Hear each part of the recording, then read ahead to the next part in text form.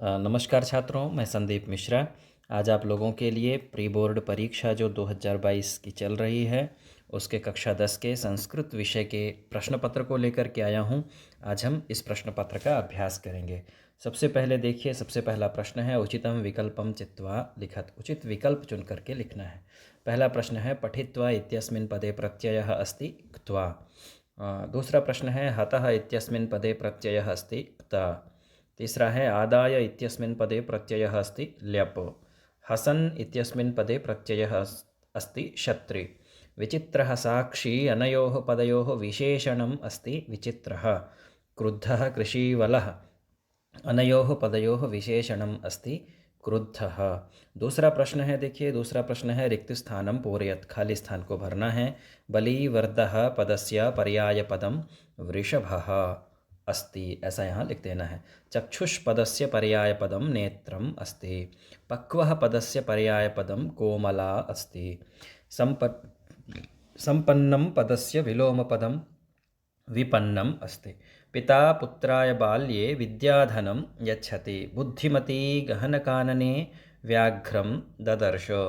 इस तरह से आपका ये दूसरा प्रश्न हुआ। इसके बाद हम तीसरे प्रश्न को देखते हैं। तीसरा प्रश्न क्या है, देखिए युग्म मेलनम कुरुत्। सही जोड़ी मिलाना है। मम, तो मम है षष्ठी विभक्ति ही एकवचनम।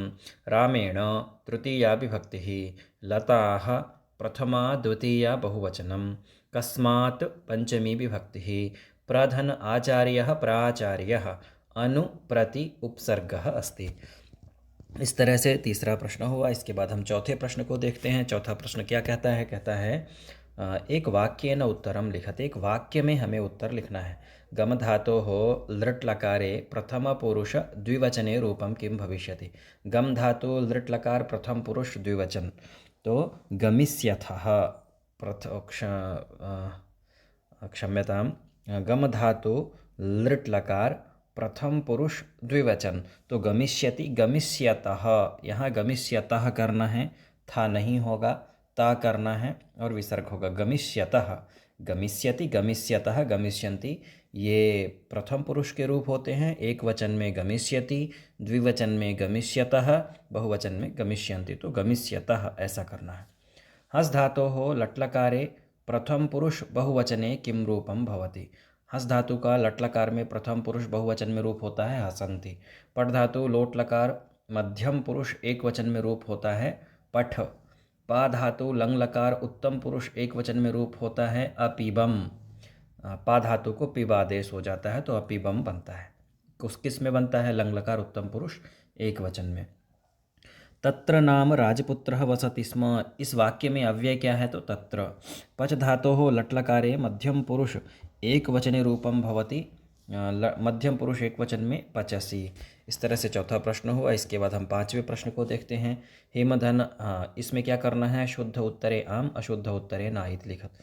जो शुद्ध उत्तर है उसमें आम लिखना है और अशुद्ध जो उत्तर है उसमें ना लिखना है। हिमधन आलयः इत्यत्र दीर्घ संधिः अस्ति। हिमाल आम आम।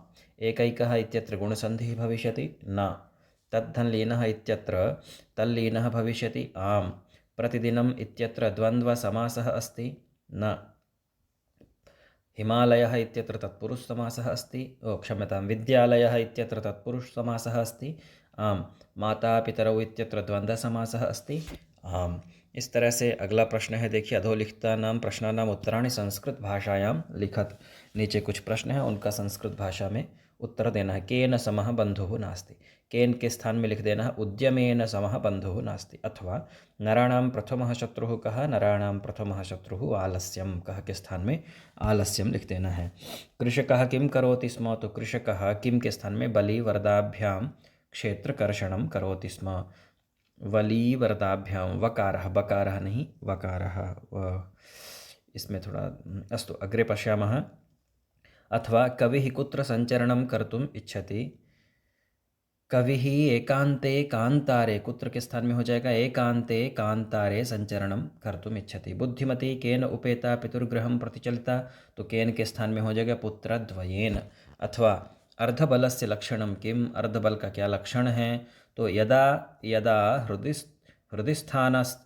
हृदिस्थानस्थितः, हृदस्थानास्थितः नहीं हृदिस्थानस्थितः वायुः वक्त्रं प्रपद्यते। वक्त्रं प्रपद्यते तदार्धबलस्य लक्षणं। तद अर्धबलस्य लक्षणम। क्या होगा? अर्धबल का क्या लक्षण है? यदा हृदयस्थानस्थितः वायुः वक्त्रं प्रपद्यते तद, तदा नहीं होगा, तद अर्धबलस्य लक्षणम। इस तरह से 8वां प्रश्न हुआ। इसके बाद 9वें प्रश्न को देखते हैं। 9वां प्रश्न क्या कहता है? भूकंपस्य केंद्र बिंदु कः जनपदः आसीत्। तो कः के स्थान में हो जाएगा? कच्छ। निर्धनः जनः कथम वित्तम उपार्जितवान्। कथम के स्थान में भूरि परिश्रम्य। तो निर्धनः जनः भूरि परिश्रम्य वित्तम उपार्जितवान्। मयूरः कथम नृत्य मुद्रायां स्थितः भवति। कथम के स्थान में कर देना है पिच्छान उद्घाट्य। अथवा वसंतस्य गुणं कः जानाति। तो कह के स्थान में पिकः हो जाएगा। जननी कीदृशी भवति। कीदृशी के स्थान में तुल्यवत्सला। जननी तुल्यवत्सला भवति। कीदृशं कर्म व्यायाम संगीतम कथ्यते। तो कीदृशम के स्थान में हो जाएगा शरीरायास जननम कर्म। वाच्य परिवर्तनम कुरुत कोपि द्वौ। कोई दो हमें वाच्य परिवर्तन करना है। क्रुद्धः सिंहः धावति। कर्म वाच्य इसका बनाना है, तो क्रुद्धेन सिंहेन धाव्यते। इसके बाद है त्वया सत्यम कथितम। इसका हमें कर्तृवाच्य बनाना है। त्वं सत्यम कथितवान। लतया गीतम गीयते। कर्तृवाच्य बनाना है, तो लता गीतम गायति। रामः पुस्तकम पठति। रामेण पुस्तकम पठ्यते। इस तरह से 12 प्रश्न हो गए। अब 13वें प्रश्न को देखते हैं। अधोलिखितानि वाक्यानि कः कं प्रति कथयति कोपि द्वौ।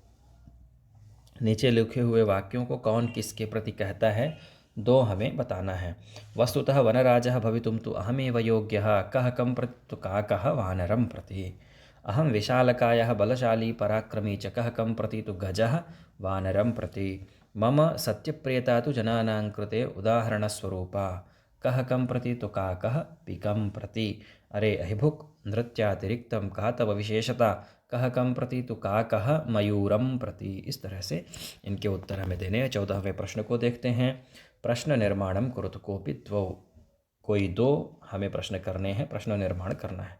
प्रश्न निर्माण किससे करना है वो देखिए, अंडरलाइन है, उसके स्थान पे हमें प्रश्नवाचक शब्द को रखना है। पुत्रम द्रष्टुम सह प्रस्थितः। तो पुत्रम के स्थान में हो जाए कम।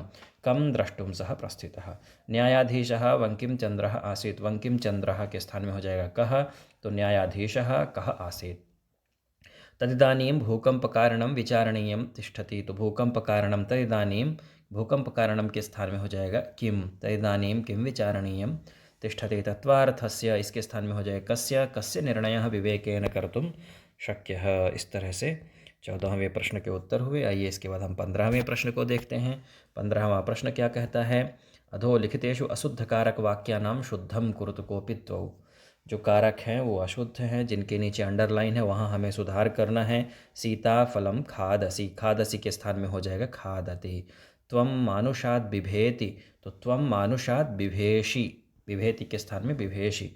वृक्षेण पत्रम पतति। वृक्षेण के स्थान में हो जाएगा वृक्षात पत्रम पतति। शिवम नमः। शिवम के स्थान में हो जाएगा शिवाय नमः। अब इसके बाद देखिए 16वां प्रश्न है। 16वें प्रश्न के आगे देखिए प्रश्नोत्तर हैं, गद्यांश है, इसको हम समझेंगे क्या लिखा है। कदा कश्मीर प्रांते कदा कश्मीर प्रांते पाकिस्तान देशे च धरायाः महाकम्पनं जातं। तो 2500-द्विसहस्रतमे ख्रीस्ताब्दे। पंचोत्तर 2000तमे ख्रीस्ताब्दे। कदा के स्थान में हमें ये लिखना है। कति जनाः अकाल काल कवलिताः। क्या लिखा है? कति जनाः अकाल काल कवलिताः।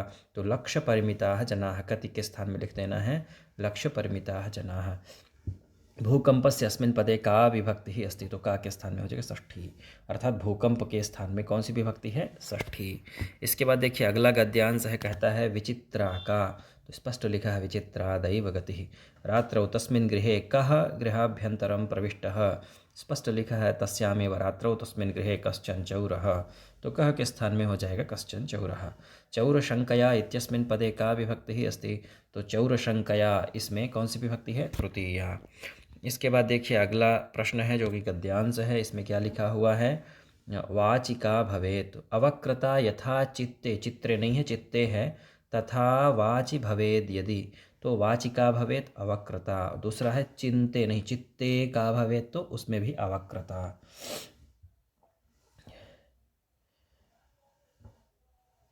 अवक्रता का मतलब है कि टेढ़ापन ना हो, न वक्रता इति अवक्रता, ध्यान रखना है।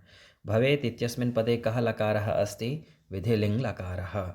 इसके बाद देखिए अथवा में भी है प्रश्न, तो कः सेवितव्यः, महावृक्षः, सेवितव्यो महावृक्षः। फलच्छाया समन्वितः कः, तो महावृक्षः। सेवितव्यः पदे कः प्रत्ययः, तव्यत् प्रत्ययः। बहुत ही सरल पद्यांश आए हुए हैं। इन प्रश्नों के उत्तर आप स्वयं भी कर सकते हैं, परंतु इससे आप अभ्यास कर सकते हैं। अब हम 18वें प्रश्न की ओर बढ़ते हैं। 18वां प्रश्न क्या कहता है, निद्रायमाणः कः कः कथमस्मान् रक्षिष्यति। इसका उत्तर हो जाएगा, कः के स्थान में हो जाएगा उलू कः। उसमें गद्यांश में आपके आया हुआ है एषः, तो इसे हमें ध्यान रखना है। जैसे कि लिखा ये निद्रायमाणः एषः, एषः भी आप लिखते हैं तो आपको नंबर मिलेंगे। सर्वथा अयुक्तमेतत् इति कः कथयति, कः के स्थान में हो जाए का कः। अब पूछा है कः धातुः अस्ति, कोई शब्द नहीं दिया है, तो इसमें आपको बोनस अंक मिल सकता है। इसके बाद देखिए अथवा प्रश्न है, क्या कहता है, यदि अहं कृष्णवर्णः तर्हि त्वं किं गौराङ्गः इति कः कथयति, का कः। पिकः उपहसन काकं प्रति किं कथयति, तो यहाँ से लेकर के पिकः उपहसन कथं त्वं योग्यः वनराजः भवितुं यत्र तत्र काका इति कर्कशध्वनिना माकुलीकरोषि न रूपं न ध्वनिरस्ति कृष्णवर्णं मेध्यामेध्य भक्षकत्वं कथं वनराजं मन्यामहे वयं, यहाँ तक लिखना है। कथितम इत्यस्मिन् पदे कः प्रत्ययः, तो क्ता प्रत्ययः।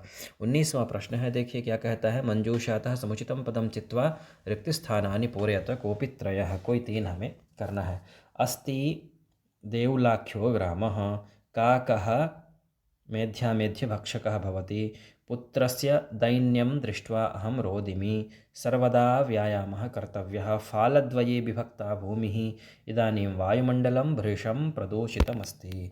इस तरह से 19वां प्रश्न हुआ। 19वें के बाद 20वां प्रश्न देखिए, आपको 2 श्लोक लिखने हैं, आप अपने पाठ्यपुस्तक से लिख सकते हैं। इसके बाद स्वप्राचार्यस्य कृते ज्वरपीड़ा कारणेन, ज्वरपीड़ा के लिए आपको 2 दिन का अवकाश लिखना है। दिनद्वयस्य, 2 दिन का लिखना है, ध्यान रखना है। इसके बाद देखिए 22वां प्रश्न है। 22वें प्रश्न को हम देख लेते हैं, क्या कहता है, कुत्र जनाः सुखम इच्छन्ति, तो संसारे, कुत्र के स्थान में हो जाएगा संसारे। काभ्याम प्राप्तम धनम विनाशकरम भवति, चौर्येण कपटेन च प्राप्तम धनम विनाशकरम भवति। काभ्याम के स्थान में हो जाएगा चौर्येण कपटेन च। वस्तुतः कुत्र सुखम वर्तते, वस्तुतः यत्र संतोषः तत्रैव सुखम वर्तते। प्राप्तुम इत्यस्मिन् पदे कः प्रत्ययः अस्ति, तो मुन् प्रत्ययः अस्ति। इसके बाद एक आपको निबंध लिखना है, जो कि आप अपनी पाठ्यपुस्तक से लिख सकते हैं। इस तरह से आपके इस प्रश्न पत्र को मैंने समझा दिया है। अगर आपको कहीं भी प्रश्न पत्र में शंका है तो आप वीडियो में कमेंट कर सकते हैं। तब तक के लिए आप सभी को नमो नमः।